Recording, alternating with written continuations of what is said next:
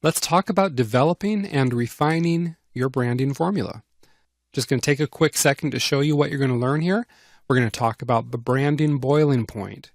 You're going to determine what feelings you'd like to evoke with your brand. You're going to learn about researching your competitors, about developing multiple concepts, how to ask the market for feedback, split testing different concepts, and then we will go through some closing thoughts on branding alchemy. You've been learning about what a brand is and how to fully integrate it into every facet of your business. From your communications, to your pricing, to your logo, your brand needs to be reflected in every facet of your business. This is important for two reasons. First, good brand penetration is important to brand building and recognition. In other words, if your branding isn't reflected in everything you do, then you're missing out on an opportunity to build brand recognition and strengthen your brand. And you don't want to miss out on that, okay? Secondly, good brand coverage means that your prospects and customers will consistently feel whatever it is your brand is conveying every time they come into contact with your business, okay? That's a good thing, because when your prospects and customers feel the emotion conveyed by your brand, then you're making them feel good about doing business with you. Point is, the branding boiling point is when your brand permeates every facet of your business. Of course, this is only true if you develop a good brand, a strong brand, right? A brand that appeals directly to your target market. Fortunately, that's exactly what you'll discover how to do in this module. You're going to learn about choosing a brand image that conveys the right feeling. You'll learn about building your brand around a factor that's important to your prospects and customers. And you'll find out how to test your brand to see if you're on the right track. Now, you know where a lot of people make a mistake? It's in this. They spend weeks or months even carefully planning every facet of their business. They research their target market, they examine product distribution channels, they determine the best ways to reach market, and despite all of this careful preparation, they completely forgot about branding. So what do? They slap a pre-made logo they found on a stock photo site, and they call it good enough. But I'm telling you, it's not good enough. It's not good enough. That's like a guy spending an entire week planning a date with some woman and then not showering or changing into clean clothes before picking her up. Gross. Look, you can be sure he's going to make the wrong impression doing something like that, and she's probably going to slam the door in his face. The same thing with your business. If you make the wrong first impression, your prospects might slam the door in your face and never come back. So you want to make sure you make the right impression by using the following formula to create a little branding alchemy. And here's a quick review of the steps. Step 1 is select the right feeling. Step 2, research the competition. Step 3, develop multiple concepts. Step 4, ask the market for input. Step 5, testing your concepts. So next we're going to look at each of these steps of this branding formula, and we'll see you in the next section.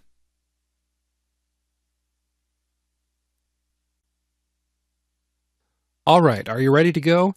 Let's take a look at the first step of branding alchemy. If there's one thing we've been emphasizing throughout this course, it's the fact that your brand is all about evoking a feeling.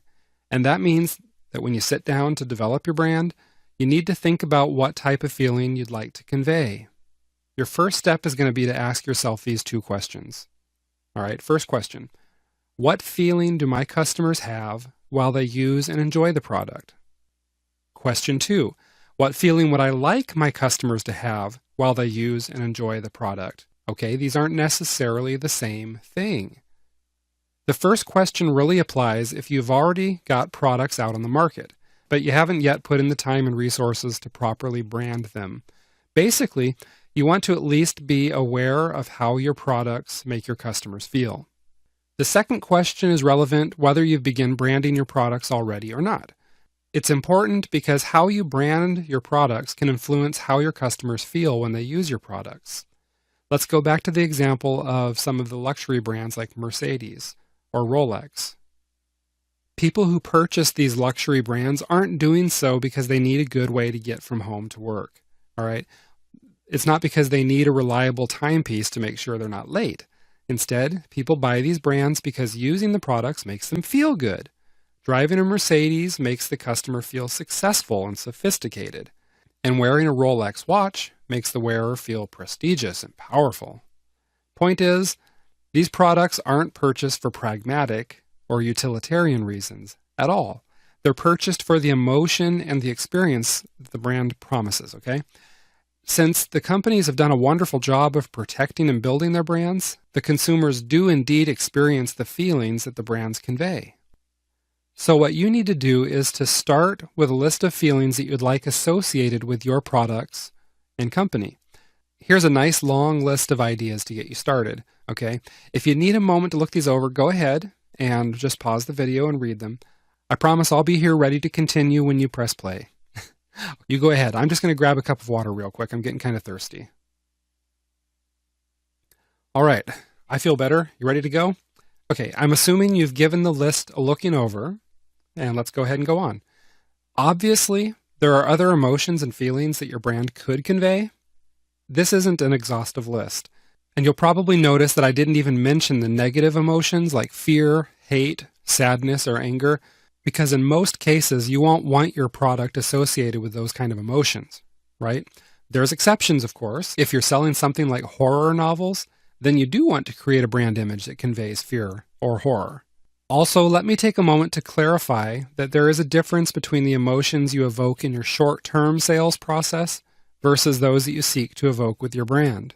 Your brand is associated with the emotion you want your consumers to feel when they use your product. So in most cases, your brand is going to be associated with a positive feeling. However, your sales system may induce the so-called negative emotions on just a temporary basis, so it can move your prospects toward the order button. As an example, offering a limited time discount evokes fear. Those people who are afraid of missing out will buy your product now before the sale is over. Invoking anger is another often used tool in the marketer's toolbox. For example, you might receive a fundraising letter from a politician or maybe a charitable organization, either of which may incite your anger against a cause, a person, or a situation in order to simply solicit donations. But evoking negative emotions is something that you usually only do in a direct response sales situation. And what's more, these emotions are usually temporary.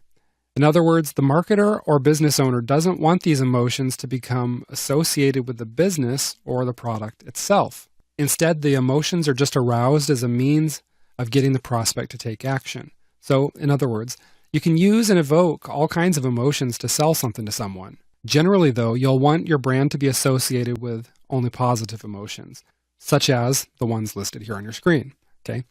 So once you draw up a list of possible emotions that you'd like your brand to convey, your next step is to see what your competitors are doing. So go ahead, grab a glass of water for yourself, and I'll see you in the next section.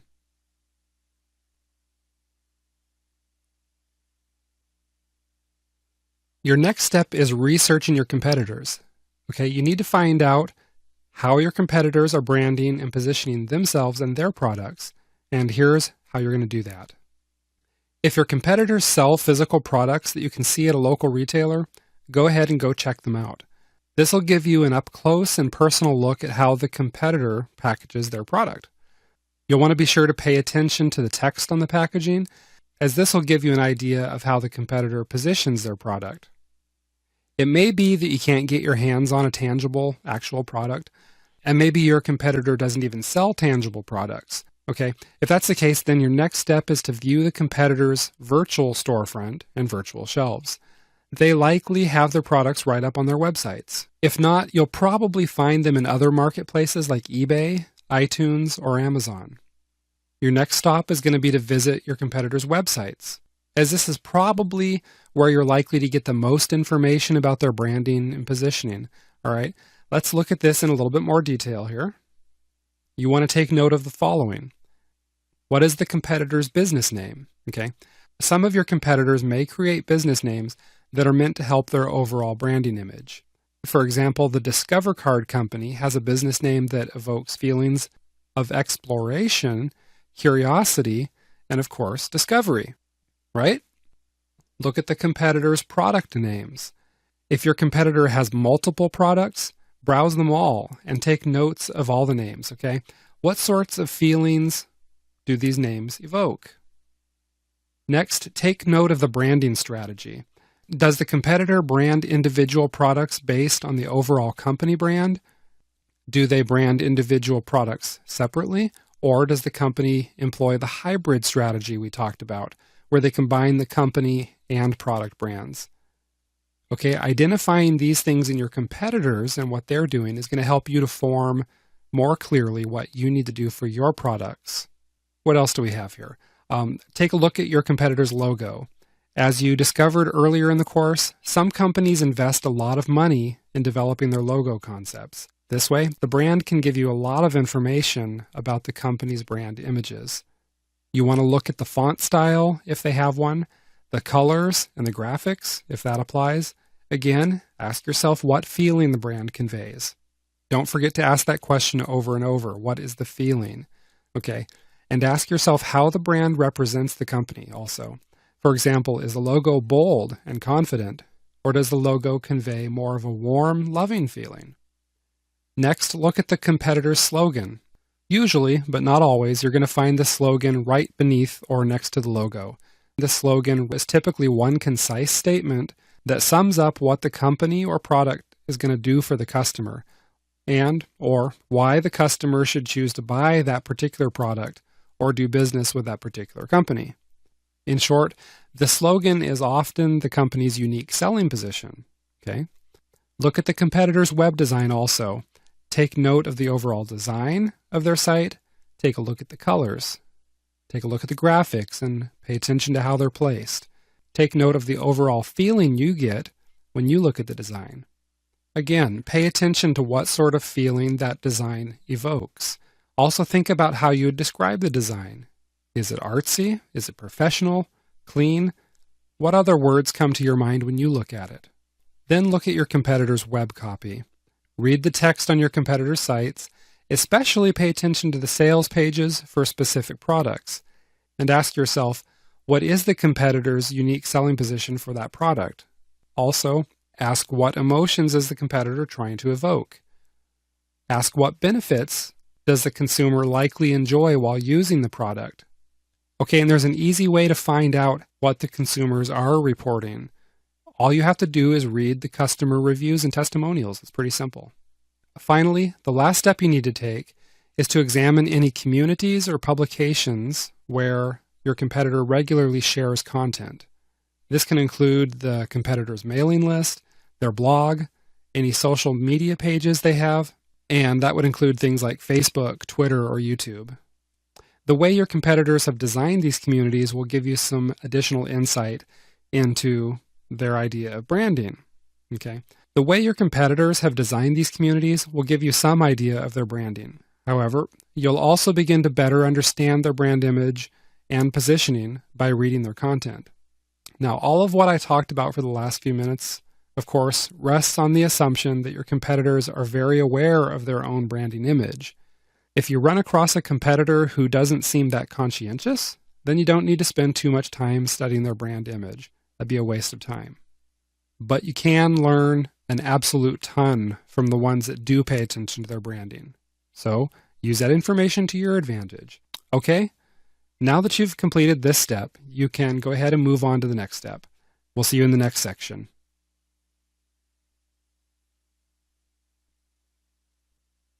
All right, we're at the first step for branding alchemy, and at this point, you know what feelings you'd like your brand to convey, right?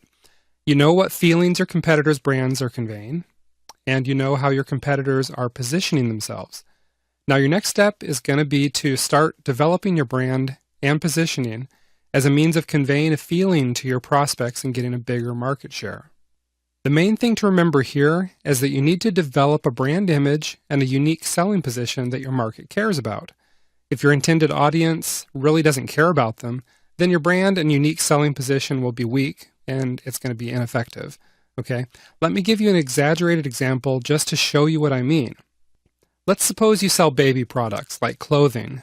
Chances are you're going to design a brand and unique selling position around comfort, convenience, love, security, and similar factors, right? Okay, now imagine if you designed your brand around something like prestige or power. Imagine bold black and gold designs like this one. Imagine a slogan that invoked power, something like putting other babies to shame. Come on, it's ridiculous, right? Unless this brand was part of a tongue-in-cheek humor campaign, you can expect that this particular brand simply wouldn't work for parents who are wanting to swaddle their newborn babies in safe and comfortable baby clothes, right? As silly as it is, there might actually be a niche market for something like that, but that's not probably where the real money is. Okay, so that's a totally exaggerated example. You're not likely to make mistakes of that magnitude. However, you may end up with a weak or ineffective brand if you don't truly understand your market. So let's quickly go over this key concept. If you're new to the niche you're working in, then you need to spend some time researching this market in order to get a better feel for what's important to them. Okay? We shared a bunch of tips for researching your market in the first training course of this series. Okay? Of course, you can learn more about that course and register for it at successhive.com. The upshot is that what you need to do is spend time with your market. In order to understand them, you're going to need to crawl inside their heads, so to speak. You need to find out what they like and don't like about the current solutions on the market. So how do you do that? Let me share these 3 tips with you, okay? You need to visit niche communities. By niche communities, I'm referring to blogs, social media sites like Facebook, and also niche forums.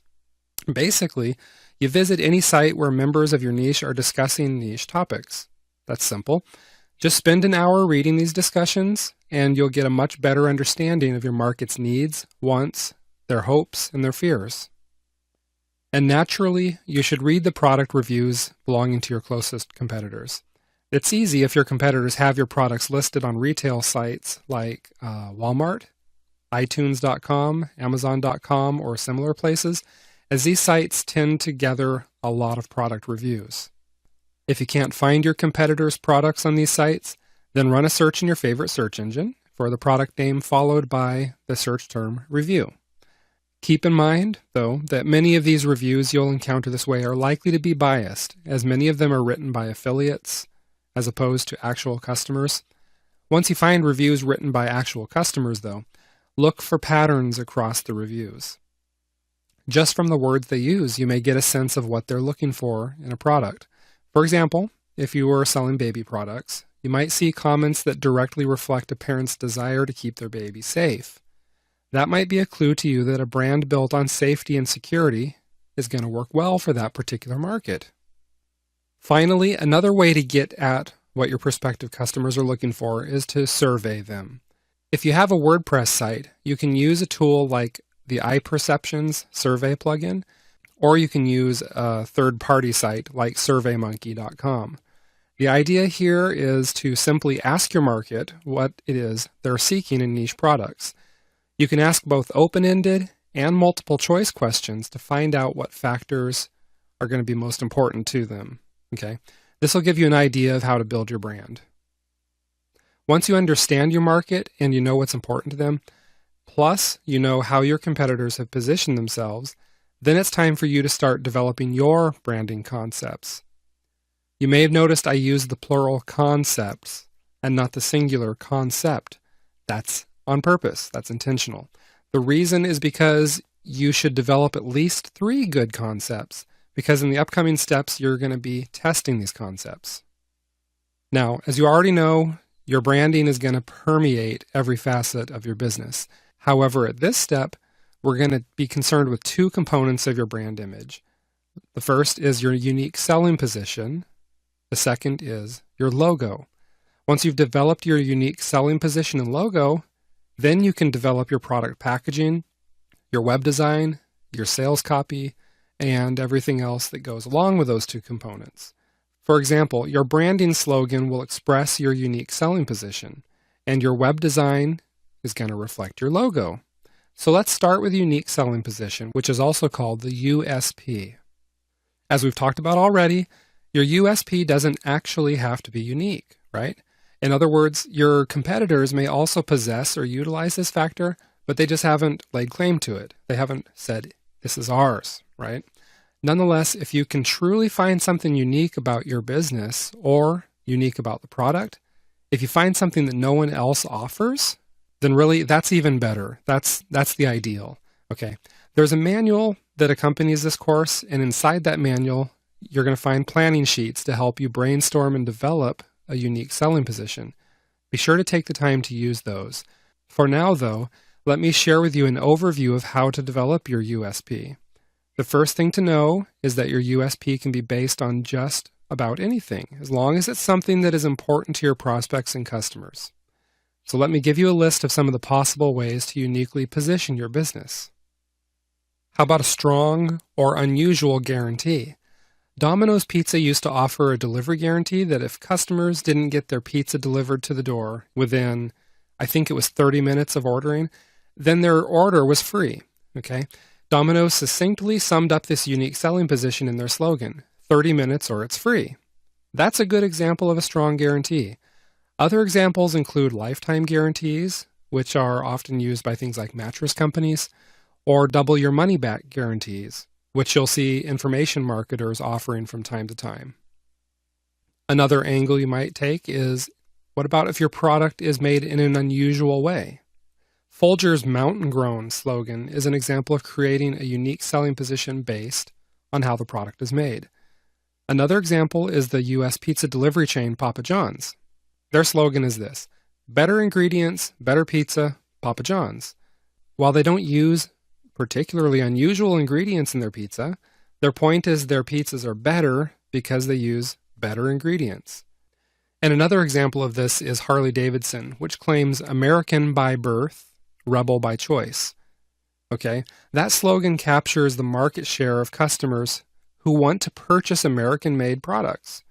In other words, it invokes a feeling of national patriotism, but it also evokes a feeling of independence and freedom with its use of the word rebel. Here's another. Let's say you have some special qualification for creating the product.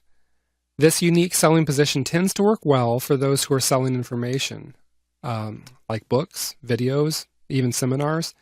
That's because you can easily establish yourself as an expert or an authority in the niche. Joseph Sugarman is considered one of the top marketers and copywriters in the world. He's credited with the success of such products as the blue blocker sunglasses. Now, when Sugarman wrote a book about copywriting, he positioned himself by establishing his credentials and expertise right in the title of the book. Check it out. The title of his book is The Adweek Copywriting Handbook, the ultimate guide to writing powerful advertising and marketing copy from one of America's top copywriters. Okay, that's a long title, but it's very descriptive, and it includes himself positioning himself as one of America's top copywriters right in the name of the book. It's a great way to go if you've got the qualifications to back it up. If you can claim to be the first or the original in some category, then you've got an edge here. If you were the first to create a product or service, then you can use that as part of your unique selling position. For example, you can claim to be the original and the best. The Cheesecake Factory, for instance, is one such real-life example. You'll see that they position themselves as the original Cheesecake Factory. However, you don't need to be the first one in the entire world in order to claim this slogan.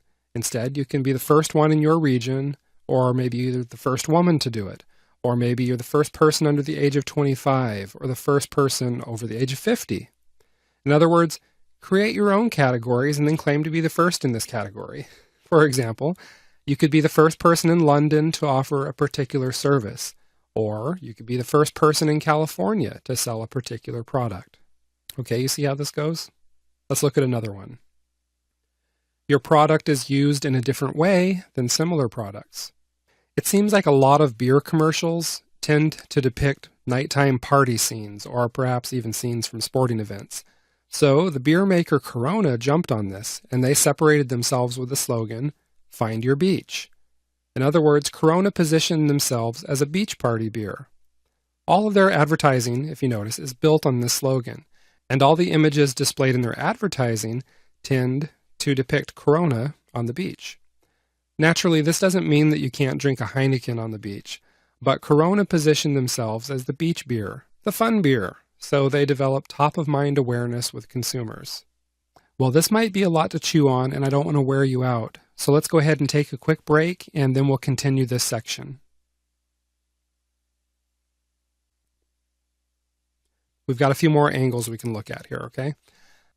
How about if your product provides some special benefit or enjoyment, okay?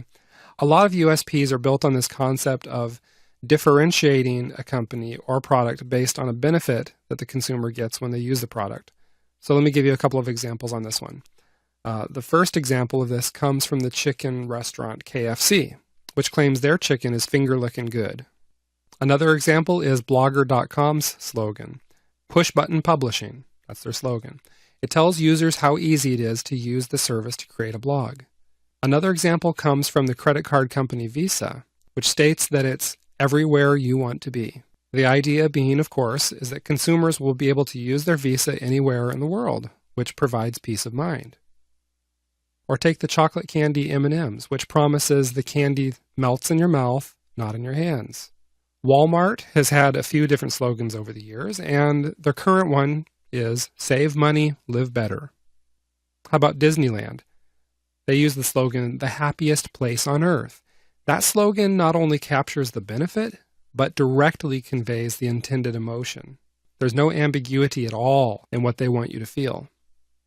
A final example that many of us are familiar with, how about Energizer batteries? They promise long life with the slogan, they keep going and going and going. So be sure to review your product benefits and consider whether one of the special benefits that maybe somebody else doesn't offer can be used to differentiate your product in the market. This is a simple one. If your product is the best, say so, okay? Porsche conveys this superiority with the slogan, there is no substitute. Quite simply, they're the best. The Hallmark greeting card and gift company also taps into this feeling with their slogan, when you care enough to send the very best. Okay, for some people that are maybe a little bit more humble, this might feel strange, but I'll tell you what, the marketplace is no place for humility, just to put it simply. All right, if your product is the best, there's no reason at all why you shouldn't let the world know it. Maybe your product fills a market gap. In the age of big sedans and huge sport utility vehicles being popular, Volkswagen developed the slogan, think small, which in just an instant differentiated them from the competition. Another example is Apple's Mac Pro, which had the slogan, beauty outside, beast inside. This filled the market gap where consumers usually had two choices. They had fashionable computers that didn't do very much, or powerful machines that were kind of ugly. The Mac Pro's branding promised consumers they could have both beauty and power in one machine. Maybe your product is delivered differently. A good example of this would be Burger King's slogan, which is, have it your way. This directly differentiates them from other fast food restaurants, where most people think they have to order exactly what's on the menu. Now, you can go into a lot of other burger chains and order specifically what you want. My grandmother used to go into a well-known place and order a cheeseburger without the bun. They had no problem giving that to her. Okay, you can do it just about anywhere. But Burger King capitalized on that customization of your order and made it an integral part of their branding. Tapping into a person's desires and self-identity can be powerful. L'Oreal, which is a company that develops beauty products like shampoo and makeup, has a slogan that says, because you're worth it. Thus, even if L'Oreal's products carry a higher price tag, the slogan taps into women's desires to pamper themselves and be beautiful. Okay? Another example of this comes from the charitable organization, the Red Cross. Their slogan is, the greatest tragedy is indifference. Most people like to think of themselves as caring individuals, right? I know I do. So this slogan taps into that sense of self-identity and, honestly, even induces a little bit of guilt if people don't donate or help. Kind of clever, isn't it? Your product promises a great customer experience. As mentioned earlier in the course, United Airlines made this promise with their slogan, Fly the Friendly Skies. But another example comes from Marks and Spencer, whose slogan says, the customer is always and completely right. Now, whether or not that's factual is debatable, but Marks & Spencer is making a strong point to say, Mr. Customer, we're going to put you ahead of ourselves in any and every situation. And that's powerful. Okay, that was quite a list, but you can see that these categories and examples should give you a lot to think about with regards to how to develop your unique selling position. What you'll want to do is start with your USP and then boil it down to one succinct statement. This statement can then be your slogan, which you use on your website, your products, your marketing materials, everywhere else too. The planning sheets that are inside the manual which accompanies this course will walk you through the process of developing your USP and turning it into one succinct statement. Okay? But for now, let me give you a real-life example. Let's suppose you were selling lottery tickets. You'd ask yourself what your customers want more than anything else. Well, this is a no-brainer. Obviously, they want to win. The problem is you can't promise your lottery customers that they'll win. Sorry, can't do it. However, you can tap into their hopes of winning, right? You can get them dreaming about what it would be like to win, and that's exactly what the National Lottery in the UK did when it created the slogan, "It could be you." Those 4 words instantly evoke hope, excitement, big dreams, and you can bet that slogan worked well to sell a lot of tickets. I actually heard an ad on the radio for a local lottery once use something that was kind of similar, but it didn't have nearly the same pull. Their slogan was, okay, get this, "We guarantee you'll have fun." Really? That's it? To me, it sounded like they were saying, just don't plan on winning. All you're going to get is fun out of this. Do you see why this falls flat compared to "It could be you"? Here's another real-life example. The Subway restaurant came onto the scene at a time when fast food restaurants like McDonald's and Burger King were really popular. However, people were more and more viewing these other fast food restaurants as unhealthy and even a little bit disgusting since the food sat under warming lights. Subway realized what their customers wanted was an alternative to the typically unhealthy, warmed-over fast food fare. Okay, so they expressed this desire in just 2 words, eat fresh. Simple, very simple. But it worked so beautifully that Subway overtook McDonald's as the world's largest restaurant chain in 2011. That's huge, okay? You see how that simple slogan worked for them? Again, be sure to complete the planning sheets in the manual, which are going to help you develop your own succinct slogan based on your unique selling position. Now let's move on to the logo.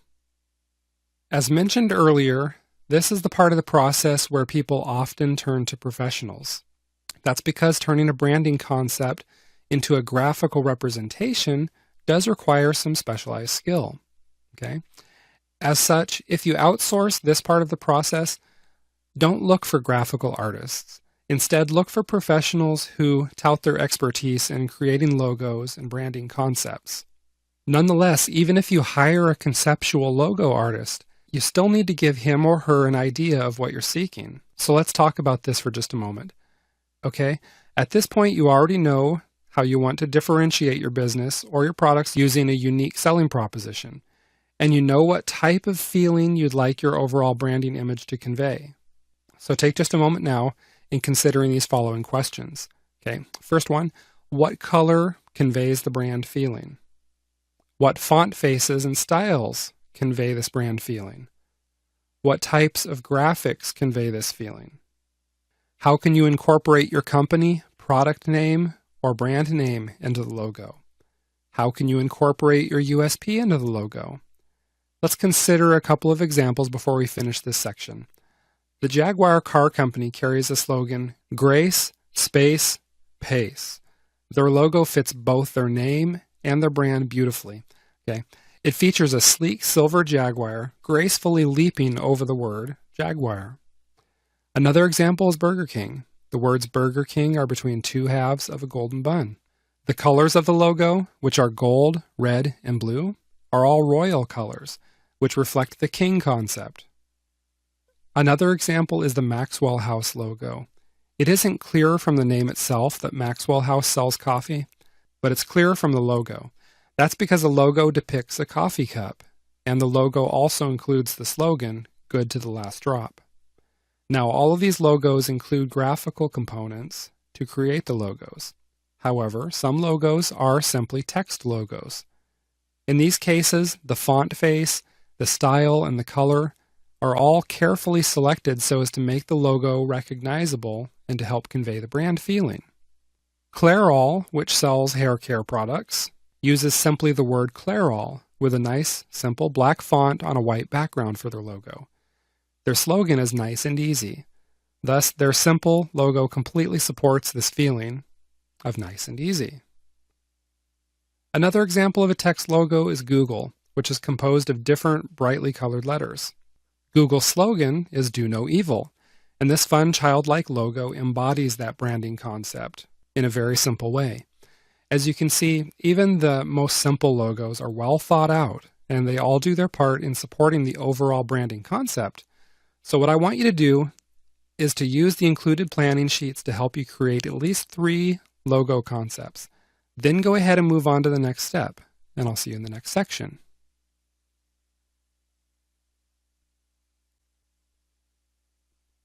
Branding Alchemy Step 4. Ask the market. The idea here is going to be to form a focus group comprised of people who most closely represent your target market. Okay? So if your target market includes 18 to 30-year-old males who own iPhones and live in the United States, then these, of course, are the types of people who should be in your focus groups. Naturally, you can do this offline and face-to-face, which gives you a better opportunity to interact with your market. Not only can you ask follow-up questions, but you'll also be able to look at facial expressions and body language. These expressions provide a great clue as to how your market really feels about your branding concepts. However, in most cases, you're probably going to do this online, such as via a survey. That's fine too. Your main goal here is going to be to make sure that you don't lead your focus group by asking biased questions.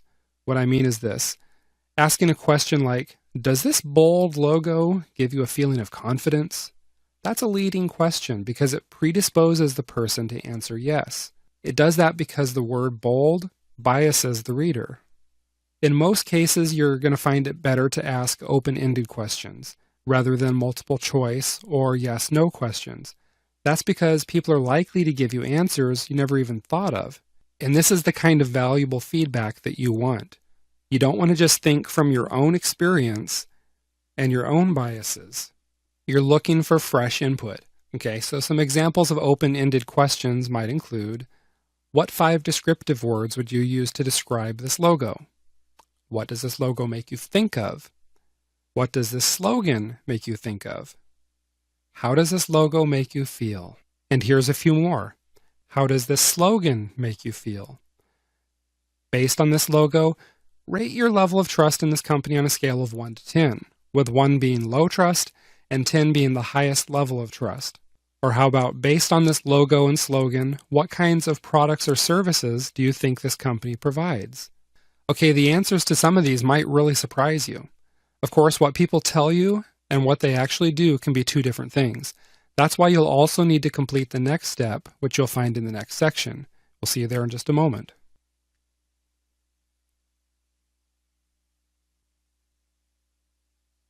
Now I'm going to talk a little bit about split testing different concepts. While asking your market about your branding concepts through focus groups or surveys is part of the process, you need to split test your concepts in order to let your customers vote with their wallets. Okay? It's the only way to know for sure which branding concepts really motivate your customers to do business with you. And it's not that tough. You'll recall that E. Julius Haldeman made a fortune by perfecting the art of testing, tracking, and tweaking. If one of his little blue books didn't sell well, all he did was change the title. He didn't change the content of the book or anything else. He just changed the title. With that one simple change, he was able to take poor-selling books that only sold a couple thousand copies and turn them into bestsellers that sold tens of thousands of copies. He tested, he tracked, he made a tweak, and he tested and tracked again, repeating the process until he got the results he wanted. Okay. Another good example of someone who tests concepts is Tim Ferriss, who authored the book The 4-Hour Workweek. He tested several concepts by running Google AdWords campaigns with different book titles. The 4-Hour Workweek was the title that won, even though Ferriss admitted that really wasn't his favorite. Okay? But he knows that audience appeal is more important than his own personal feelings. And that's why he's gone on to use that same branding concept across multiple products, such as the 4-Hour Body and the 4-Hour Chef. Point is, you can't just rely on your own intuition or your personal bias when it comes to product titles and overall branding concepts. Instead, take some time to test these concepts out. You can easily do this in a short amount of time, even in as little as a couple of days, by just creating a Google AdWords campaign and tracking to see what gets you the most click-through rates and what concepts get you the overall best conversions. For example, if you're testing product names, then include the product name in the ad headline while keeping the body of the ad exactly the same. The click-through rates on that ad will tell you which titles have the most appeal, while the overall conversion rates will further confirm if people are going to buy the product or not. Here's what you need to keep in mind as you start testing your product titles, your packaging, logos, and your overall branding concepts. First, you want to use reliable tools. You can start with AdvantageBot software, which is available at successhive.com. It's going to help you create the best titles. Then you can track your results using Google Analytics or an alternative called piwik.org. You want to make sure that you test just one thing at a time while you hold all the other variables constant. For example, if you're testing a product name, then everything else about your campaign needs to remain the same. Your traffic sources, the ads, the colors, the logos, etc. The only way to tell for sure what is working is to test only one element at a time. You'll need to get your results quickly also. Using an advertising platform like Google AdWords is going to be a great way to drive a lot of targeted traffic to your site for the test. If you already have a mailing list, then of course you can split test titles and other factors via email. Okay, so let's take a quick break and we'll move on to the next section.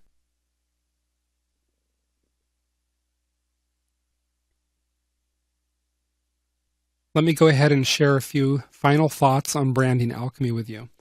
Okay, you've learned a lot about developing, refining, and testing your brand in this module. Let's recap the branding alchemy steps. Step 1 is to select the right feeling. As you've already discovered, branding is all about creating a certain feeling, right? But in order for your brand to be effective, it needs to create the right feeling. Step 2, research your competition. Here you learned that in order to create your unique selling position, you need to get a feel for what your competitors are already doing in the market. Step 3, develop multiple concepts. This is the video that you'll want to return to again and again as you develop your brand, and be sure to complete the planning sheets included for this one as well. Step 4, asking the market for input. Once you've got a few concepts, titles, or other facets of your branding image, then you can ask your market for their feedback. This feedback, again, it may surprise you, and it may even have you going back to the drawing board before you complete the final step. That's okay, you want to do it right. Step 5 is to test your concepts. As you discovered in this video, the best way to find out if a concept is going to work is to get it in front of real paying customers. Once you find a branding concept that's a winner, then be sure to implement the concept into every facet of your business to build this image and develop brand recognition. Basically, you'll want to get your new image to market as quickly as possible, before your competitors beat you to the punch. Fortunately, the planning sheets that come with this course make it easy for you to develop and refine your branding image, so be sure to make use of them just as soon as you've finished with the video training. Now let's wrap things up, and I'll see you in the final module.